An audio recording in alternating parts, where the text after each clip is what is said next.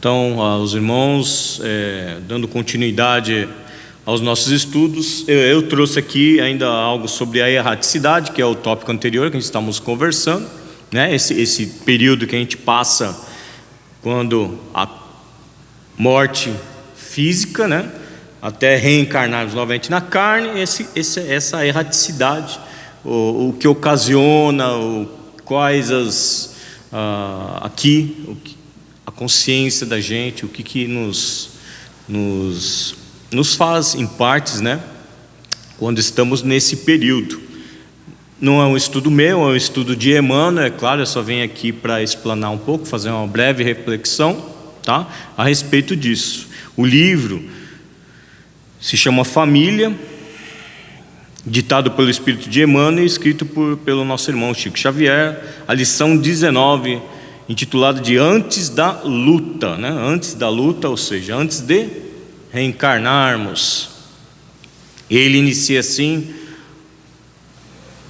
palavras com louvor: da montanha de luz a alma contempla o vale escuro em que lhe compete trabalhar na aquisição dos valores imperecíveis para o voo aos céus mais altos, e aprecia os aspectos da luta sob o prisma adequado à sua justa ascensão. O que ele está dizendo aqui? A montanha de luz, ou seja, quando a gente está lá na erraticidade, né, amparado pelos benfeitores espirituais, nós temos, às vezes breves, conforme a permissão, é claro, vislumbres sobre aqui o planeta Terra. Inclusive é uma visão muito bonita, mas de lá contemplamos o que? O vale escuro em que nós iremos novamente voltar a trabalhar, ou seja, aqui na carne. Por que vale escuro? Né? Porque nós, lógico, passaremos com certeza pelas nossas aflições aqui no planeta Terra. É certo isso, meus irmãos. A gente não veio aqui para passear ou para se divertir numa encarnação. A gente veio exatamente para trabalhar, né, e recuperar as faltas cometidas em outras vidas. Não viemos para se divertir, né? É permitido, sim, claro, a nossa alegria momentânea que temos aqui, também somos merecedores, afinal, trabalhando, a gente merece um pouco de alegria, mas a nossa alegria é aquela alegria efêmera, né? Aquela que passa 2 dias, acabou. Não é a alegria real, a felicidade real que a gente busca, mas a gente precisa passar por essas experiências, né? Principalmente aqui na carne, no planeta Terra, no caso agora que estamos todos reunidos e agrupados nesse orbe. Então, assim, quando estamos para reencarnar, observamos, né, e relembramos muitas vezes aquilo que passamos aqui no planeta Terra, como todos nós sofremos. Ninguém passa uma vida de felicidade aqui no planeta, né? Mas é normal, é o estágio que a gente passa, e o que diferencia o quê? Como encaramos, como aprendemos com todas essas dificuldades e aflições que passamos nessa escola abençoada que é o planeta Terra. Então a gente está naquele plano de reencarnatório, observando e planejando o que vamos fazer com as experiências que já adquirimos de outras vidas, e o que podemos fazer a mais, que podemos realizar, que podemos resgatar, e também que podemos fazer algo mais, porque não se trata somente, meus irmãos, de uma encarnação para a gente vir pagar os pecados, vamos dizer assim, em termos mais rudes, né? Nós viemos também para obrar. Não é só obrar para pagar, a gente vai obrar para a gente fazer, realizar. Por isso que se fala, fora da caridade não há salvação. A caridade não é exatamente aquilo que vai nos dar a redenção, o pagamento das nossas dívidas. Não, é a mudança no íntimo do ser que vai fazer com que tudo isso aconteça. Então, a obras a mais é aquilo que a gente se doa a mais, é o a mais que a gente está fazendo. Não só cumprindo as obrigações reencarnatórias, eu vim para isso, aquilo e aquele outro, então eu vou fazer isso, aquilo e aquele outro. Muitas das vezes não conseguimos nem fazer isso, mas Em contrapartida, conseguimos às vezes realizar outras obras, entende? Então, por isso que a gente fala, não é só aflição, a gente encara como uma aflição, porque lógico, a batalha do dia a dia, a todos nós, não é fácil, né? Quantos encargos no âmbito social, do trabalho, da família, né? Da doença, mas não podemos deixar que isso faça com que nossa vida seja infeliz. A gente tem que agradecer, porque é a oportunidade que nos está sendo dada para a experiência. Ah, Marcelo, mas puxa, a experiência do sofrimento, sim, claro. Aí, relembrando sempre as dívidas agora, e o quanto que eu fiz o meu irmão sofrer do meu lado. A gente sabe? Não sabemos, meus irmãos. Sabemos que ainda estamos embrutecidos, ainda hoje. Embrutecidos, nossos corações fechados ao bem, julgamos às vezes, ou na maioria das vezes, esse merece, aquele não merece, aquele está enganando, eu não vou dar nada, ou aquele está, sabe? Então, ao invés de enxergarmos todos por igual, né, nós classificamos os irmãos nossos, que no final das contas somos todos irmãos, somos todos iguais. Mas ainda temos essa brutalidade que é normal. E é exatamente essas coisas a que viemos, esses itens, esses defeitos a que viemos aqui, passar pela carne, experienciar, para poder o quê? Amar ao próximo.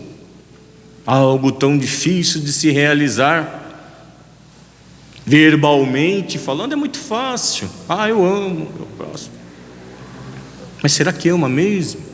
A gente tem dificuldade às vezes de amar até os próprios familiares.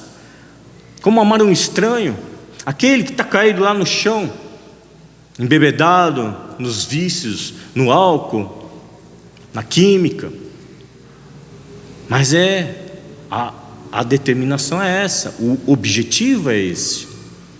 Então, quando se consegue combater essas bloqueios que nós temos dentro de nós mesmos, que é a brutalidade, a ignorância espiritual ainda enraizada em nós, é que começamos a vislumbrar um pouco da real felicidade.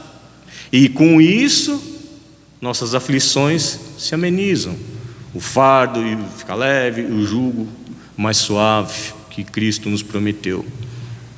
Passamos a compreender aquilo que estamos passando, e então diminui assim o nosso sofrimento.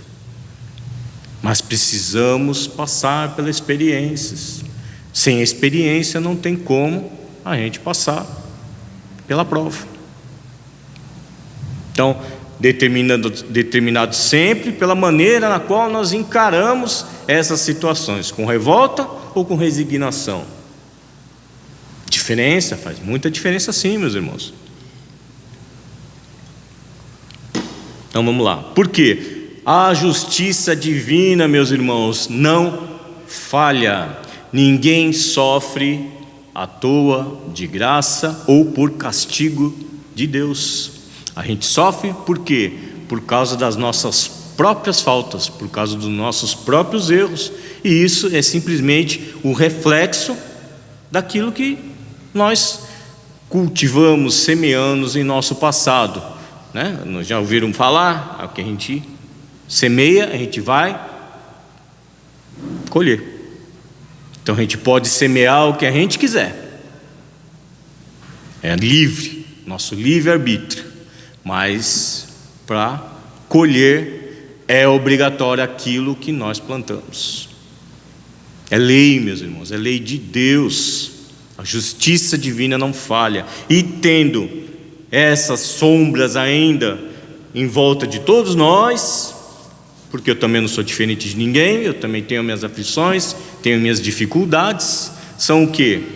Colheita daquilo que eu plantei, e pela justiça divina eu estou colhendo hoje, né? Então temos que fazer o quê? Aprender o que é que isso está me ensinando, porque não sabemos o que fizemos. Sabemos dessa vida, mas não sabemos das vidas passadas. Então às vezes a gente fica, mas eu não merecia isso. Será? Será que não fiz coisa muito pior? E não está sendo mais amenizada a minha prova, a minha aflição hoje? A gente tem que pensar sempre nisso, na justiça divina, meus irmãos. As leis de Deus são sempre justas conosco. E reza a lenda, a gente fala que a gente só vai se embora depois que a gente pagar até o último centavo, até o último centavo, até a última pequena dívida que a gente tem com a sociedade e conosco mesmo. Mas é-nos dado sempre a elucidação de que normalmente pagamos 1/10 somente daquilo que devemos através da justiça divina. Então, já assim somos abençoados por Deus, amenizando as nossas aflições.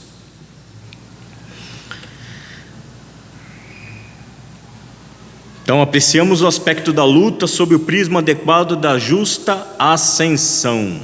Cabe-lhe tomar a veste física, ou seja, reencarnar por algum tempo à maneira do aluno que se prepara convenientemente para o ingresso à escola em que se habilitará a competência ante o serviço mais nobre. Então, necessitamos a reencarnação, assim como adentrarmos a escola física para adequarmos, aprendermos, passarmos pela prova e passar de ano, sermos aprovados. Assim funciona também na encarnação, não muda. Assim, procurando sempre o serviço, que é o que eu falei antes, o serviço. Se a gente só vai cumprir, fazer número é uma coisa, agora a gente se esforça para fazer sempre mais, assim como no nosso dia a dia. Não é uma encarnação, meus irmãos, é no nosso dia a dia esse fazer um pouco mais, porque o fazer um pouco mais ameniza nossas dores, ameniza nossas aflições, um pouco mais todos os dias, inserido no bem. Como, Marcelo? Não importa, tem várias maneiras, fazendo para o próximo, fazendo para si mesmo, ou seja, tirando dos pensamentos tudo aquilo que for voltado à sombra, ao mal, à maledicência. Evitar esse tudo, evitar julgamento. Ah, mas fulano fez, é problema dele o que ele fez, ele vai responder por isso. Nosso julgamento não vai ajudar em nada, só vai prejudicar ele e a nós mesmos, porque quando apontamos o dedo para alguém, existem 3 voltados para a gente. Então são pequeninos pontos no dia a dia que a gente vai mudando. Não é uma encarnação, um ano, esse ano, ano que vem, não. É todo dia, é o esforço diário. Para quê? Para a gente cada vez mais se penetrar no bem, sair das sombras, porque as sombras sempre vão nos assombrar. Sempre teremos aquele pensamentozinho menos digno. Sempre teremos a oportunidade de apontar o dedo para alguém, um olhar com julgamento, o falar, o direcionamento do nosso ouvido. O que eu quero ouvir? Eu ligo a TV, eu ligo o rádio, assisto uma série, um filme. O que eu estou absorvendo? É algo do bem? É algo que está me fazendo bem? Entende? Então são mudanças, meus irmãos, diárias. E o esforço também. Não é só o esforço quando a gente vem na casa espírita, num templo religioso, na igreja. Não, aqui é fácil, meus irmãos, a gente ter pensamentos sublimes. Nossa, aqui é um ambiente abençoado, limpo, harmonizado, preparado para a gente estar aqui hoje, nesse momento, recebendo as bênçãos de Deus aqui. Mas é lá fora, no trabalho, dentro de casa, que é o nosso trabalho real, que é o nosso esforço, que é o nosso testemunho daquilo que a gente vem aprendendo com o Evangelho, com Jesus. É Jesus falando aos nossos ouvidos: filho, faz assim. Mas faz assim. Mas faz assim. E a gente reluta. 2025 anos já depois de Jesus, e a gente reluta ainda, tampando nossos ouvidos ao ensinamento dele. Então, se a gente não despertar, meus irmãos, é como a gente está falando sobre esses mundos transitórios, nós seremos convidados também a participar dessas caravanas, tá? Porque ninguém está ileso a isso. Ninguém sabe se vai tornar a reencarnar no planeta Terra, porque o planeta Terra está passando por um processo de transição, de elevação no seu estágio espiritual, e que se cada ser humano que estiver aqui, cada criatura que estiver reencarnando aqui no planeta, não acompanhar, infelizmente não vai mais reencarnar no planeta Terra. Vai ser convidado a essas caravanas, nesses mundos transitórios, e de lá, como foi dito aqui, ser convidado a reencarnar em planetas mais atrasados do que o nosso. Então a gente tem que enxergar a necessidade e o esforço nosso. Não depender, não. Jesus me salva. Não. Jesus já trouxe o caminho para todos nós. Nós agora temos que fazer a nossa parte, seguir os passos dele, porque não seguimos.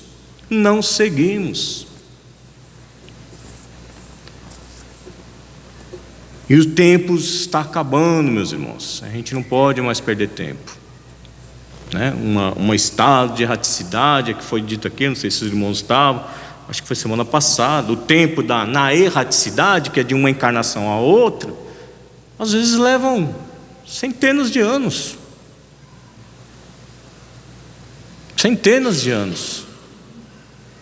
E o que faremos nesse tempo? Será que teremos as mesmas oportunidades que estamos tendo agora, nesse momento aqui, no planeta Terra? Essa é a reflexão, meus irmãos. O plano reencarnatório. Mas espera aí, eu estou encarnado ainda. Dá tempo da gente mudar. Vale do nosso esforço. E o Espírito reflete em termos de eternidade, disputando o trabalho mais árduo como recurso eficiente à vitória que almeja. Veja bem, o que vocês acham que é o trabalho mais árduo? São as aflições, meus irmãos, em vida, aqui na carne. A gente pede para isso. Não é Deus que está mandando a gente fazer isso não, gente. A gente pede passar por essas dificuldades, para poder conseguir dar um passo, subir um degrauzinho na escala evolutiva da criatura, na verticalização da alma. Um passo, passando por uma encarnação de 70, 80 anos de idade. Mas nós aqui pedimos para passar por isso, esse trabalho árduo como recurso. Olha só as palavras de Emmanuel: trabalho mais árduo como recurso eficiente à vitória que almejamos. O que é a vitória? É vencer o quê? A nós mesmos, vencer as nossas mazelas, nossas dificuldades, nossas imperfeições. E são através dessas aflições, dessas provas que necessitamos tanto, e que a gente chega na manhã de manhã, já acorda reclamando: por que eu estou passando por isso? É um pouco duro, meus irmãos? Mas a doutrina espírita nos esclarece que o responsável pela nossa felicidade ou a nossa infelicidade somos nós. Não é Jesus, não é Deus, não é o obsessor, não é o Satanás. Somos nós. Nós somos responsáveis por nós mesmos e mais ninguém. Que a gente fala aqui, somos herdeiros de nós mesmos. Por quê? Colhemos aquilo tudo que a gente plantou no passado. Então aqui Emmanuel vai trazer alguns exemplos de enfrentamentos no qual nós todos estamos sujeitos e caímos, se não vigiarmos, se não respeitarmos as leis de Deus, caímos. Por exemplo, a opulência material afigura-se deplorável pobreza de elevação. Infelizmente, aquela criatura que tem uma posição social um pouquinho mais avantajada que os demais, que aqui no Brasil não é tão difícil, né? A pessoa acha que já é grande, que já é elevado, que já é isso, já é aquilo, ou, que a gente costuma dizer, a pessoa se acha, né? Porque ela tem um status monetário elevado. Aí isso daqui traz o quê? Pobreza na elevação dela. São singelos exemplos que Emmanuel trouxe aqui, tá, meus irmãos? O contentamento de si próprio na gratificação dos sentidos, aparece-lhe por reclusão no clima entorpecente do egoísmo, ou seja, aquela pessoa orgulhosa demais, né? Ela se torna o quê? Egoísta. Por quê? Orgulhoso demais. Ele acha que é melhor que todo mundo, que ele faz melhor que todo mundo. E isso daí, quando a gente acha que a gente é isso, é aquilo, a gente também pode isso, pode aquilo, o egoísmo, que é o pai e mãe de todos os males, toma conta dos nossos sentimentos. E o orgulho toma conta da nossa vida e a gente cai. A beleza física surge-lhe ao discernimento por perigoso empecilho ao triunfo nas qualidades que pretende adquirir e aperfeiçoar. A vaidade, pessoa muito bela, muito isso, aparecem-lhe muitas facilidades no âmbito material, social, né? E isso acaba gerando uma certa vaidade da criatura e a sua derrota. Empecilho ao triunfo. Por quê? Se veio com a beleza, assim como veio com a riqueza, ou com as facilidades de desempenhar tudo que faz de uma maneira boa, que é o caso do orgulhoso, isso tudo, meus irmãos, é dado a nós como prova também. O que nós vamos fazer uso disso, dessa bênção, desse dom dado a nós,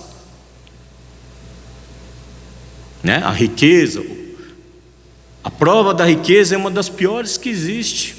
Por quê? A pessoa facilmente sucumbe a isso.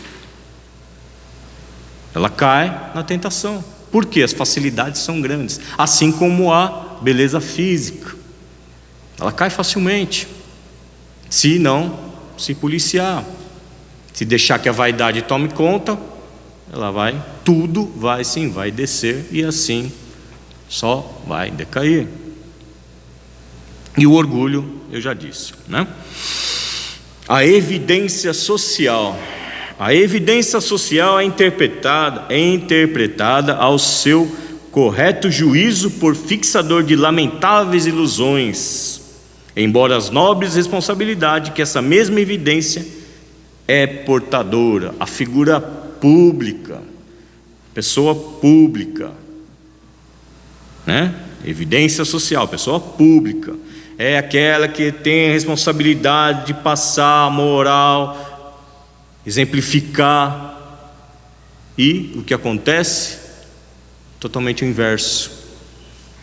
Eu tenho que cuidar de uma nação. Ela cuida só de si mesma e dos seus protegidos, e ela cai. Então vejamos as provas. Mas o fulano lá está tomando uísque. Encarnado. Vocês sabem o que vai acontecer quando ele desencarnar? Né? Então vamos lá. O brilho da intelectualidade vazia sugere-lhe acesso fácil à cristalização na vaidade e no orgulho. Nós sabemos que no processo evolutivo da criatura, o intelecto vem sempre antes da moral. né? Só que quando a pessoa ergue muito a sua intelectualidade, né, a criatura eleva muito a intelectualidade e esquece da moral, isso lhe sobe a cabeça em termos nossos, né, mais simples, e ela se esquece do próximo, porque ela é muito inteligente, então ela está muito acima da média, e isso aí a vaidade também lhe toma conta, e também o orgulho. Então lembremos sempre do equilíbrio. Por mais inteligente que a pessoa seja, ela também tem que ter moral, ela tem que ter bom senso, senão nada adianta. Mas o nosso processo evolutivo é sempre assim, meus irmãos: primeiro a inteligência, depois a moral, e assim vamos erguendo aos poucos, né? Não pode ter esse desequilíbrio muito grande, porque senão gera problema. Então vamos lá, senão não vou dar tempo de eu terminar aqui. E a casa terrestre, Senhor, a casa terrestre sem problemas se lhe destaca a observação por túmulo de ameaçadora ociosidade, em que provavelmente se lhe congelarão os melhores impulsos de aprimoramento. Bom, o lar, família, né? Hoje nós temos, Alberto Almeida citou uma vez na palestra dele, nós temos hoje o Hotel Família. Não é mais família, é Hotel Família, onde cada um tem seu quarto, cada um tem o seu celular, seu computador, fica enfiado cada um no seu cômodo, ninguém se vê, ninguém se fala, nem sentam à mesa junto para almoçar, para jantar, para tomar um café da manhã, né? E, quer dizer, a paz reina numa casa dessa? Reina, claro, mas a paz o quê? A paz ociosa. Por quê? Se a família, que é o convite para a gente começar dali de dentro, nosso aprendizado de socialização, é a primeira experiência nossa, como que os indivíduos de uma família que vivem desse hotel família vão se relacionar com o mundo lá fora,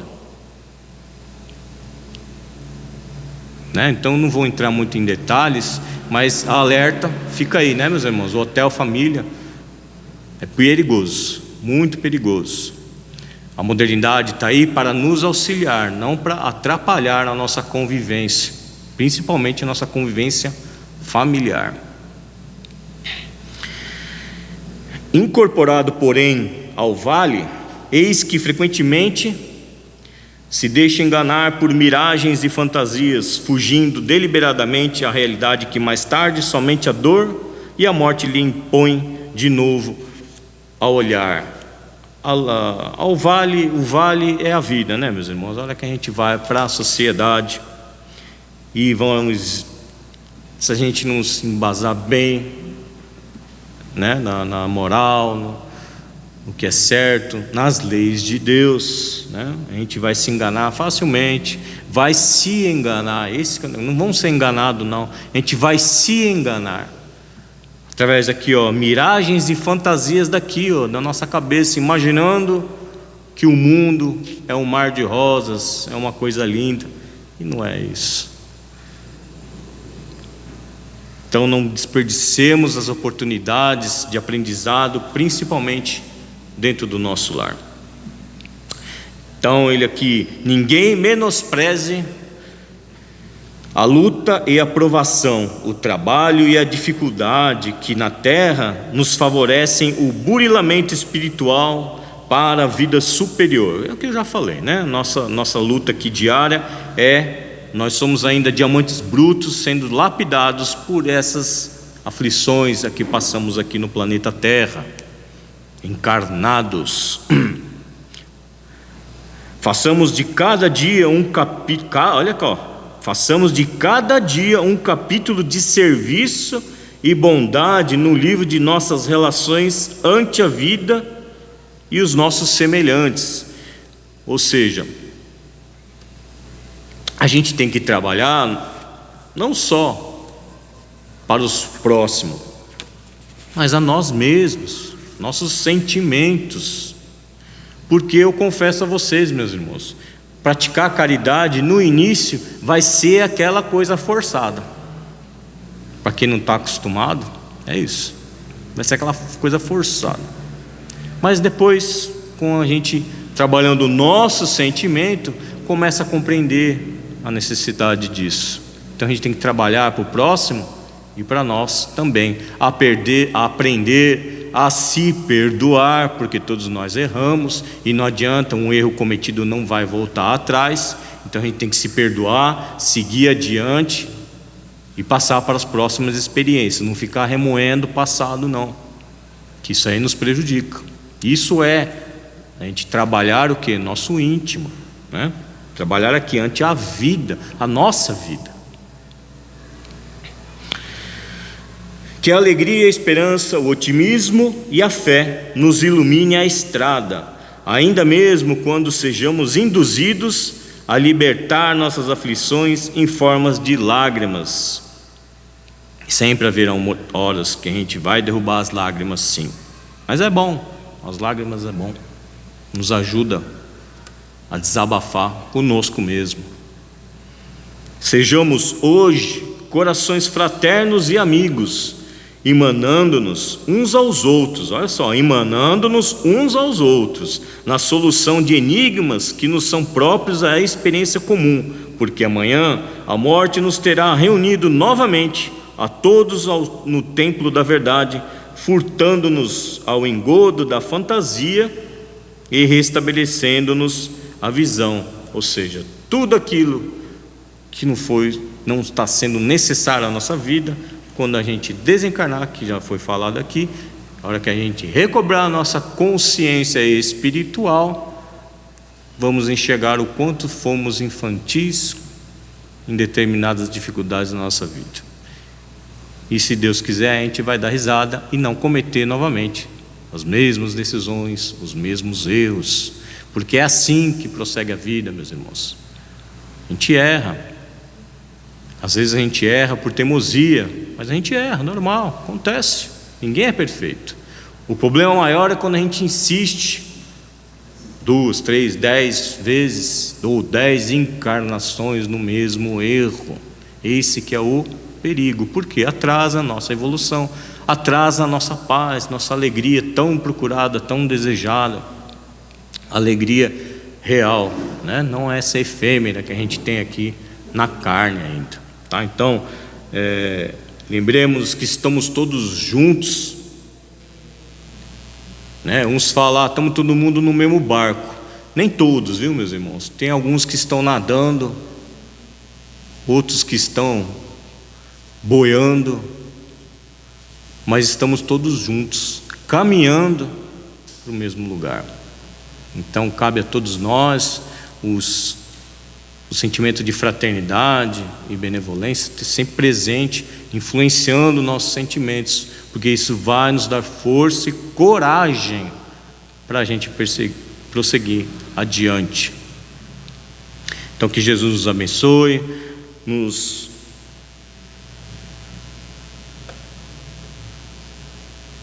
agradecemos a Ti, Senhor, as bênçãos recolhidas na noite de hoje, através dos Teus estudos, pois Teus exemplos deixados para toda a eternidade, que nos impulsiona a dar-nos bom ânimo e coragem a sermos pessoas melhores. Que os Teus ensinamentos possam ser praticados por todos nós com a nossa força de vontade e com a alegria de estarmos fazendo o certo, o correto, tomando o rumo certo para a nossa existência. Rogando sempre a Teu auxílio, Senhor, a Tua luz que ilumina nossos caminhos e o Teu amor que cobre a multidão de pecados. Fica conosco, Mestre Jesus, e auxilia-nos a estar contigo, não só hoje, mas sempre. Que assim seja.